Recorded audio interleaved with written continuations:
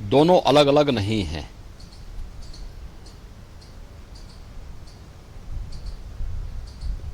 मर्यादा पुरुषोत्तम प्रभु श्री राम ने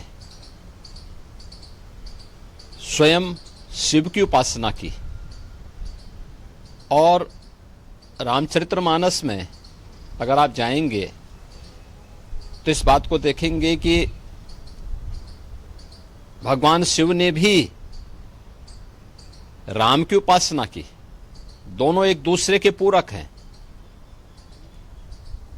प्रभु राम कहते हैं,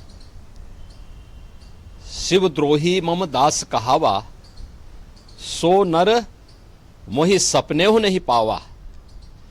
यानी अगर कोई भगवान शिव का द्रोही है और वह मेरा दास, मेरा भक्त कहलाने का दंभ पाल रहा है, तो मैं सपने में भी उसे नहीं प्राप्त हो सकता। ऐसे ही भगवान शिव भी कहते हैं। स्वाभाविक रूप से कांग्रेस की वास्तविकता सामने आ रही है।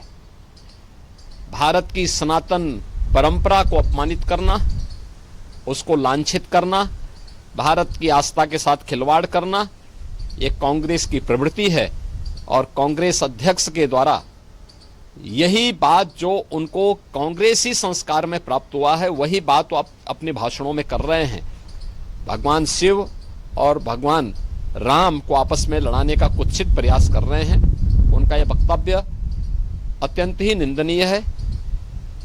दूसरा, हम इस बात को जरूर ध्यान में रखें, हमारे शास्त्र इस बात के प्रमाण हैं कि शिव का द्रोही हो या राम का द्रोही, उसका पराभव, उसका पतन अवश्य हुआ है। एक कांग्रेस की पतन की एक नई शुरुआत है और कांग्रेस इस प्रकार के स्तरहीन वक्तव्यों को देकर के हिंदू आस्था के साथ तो खिलवाड़ कर ही रही है, लेकिन अपने कृत्यों से कांग्रेस को इतिहास की वस्तु बनाने की ओर भी कांग्रेस का नेतृत्व उसे धकेल रहा है। और मुझे लगता है प्रभु राम और देवादिदेव महादेव शिव इनको सद्बुद्धि दे। कम से कम जब अब कांग्रेस को लोग विसर्जन करने पर तुले ही हैं, तो अब तो सच का रास्ता अपना ले। क्या लगता है, बिल्कुल उसके पीछे मोटिव लगता है? देखिए, अपनी हार की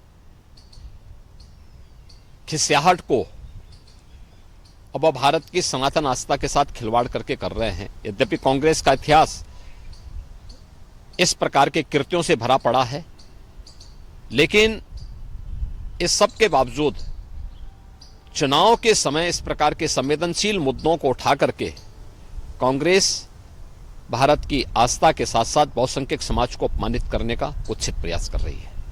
सर, हम कह सकते हैं कि बिल्कुल बड़े सारे मुद्दे कांग्रेस की तरफ से उठाए गए इस चुनाव में, अब आखिर में ये राम बनाम शिव पर आए हैं, तो क्या देखिए, आपस में बांटो और राज करो, कोई फायदा होगा? बांटो और राज करो, ये कांग्रेस की प्रवृत्ति रही है।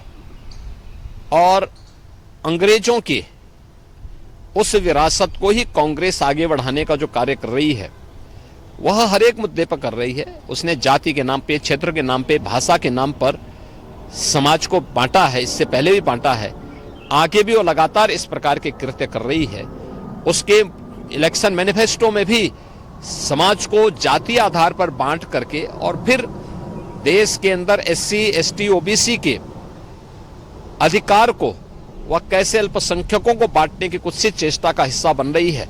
या कांग्रेस का मैनिफेस्टो भी इस बात का उल्लेख करता है। इसलिए कांग्रेस अपनी हार की खिसियाहट को किसी न किसी रूप में अब हिंदू आस्था के साथ खिलवाड़ करके व्यक्त करना चाहती है।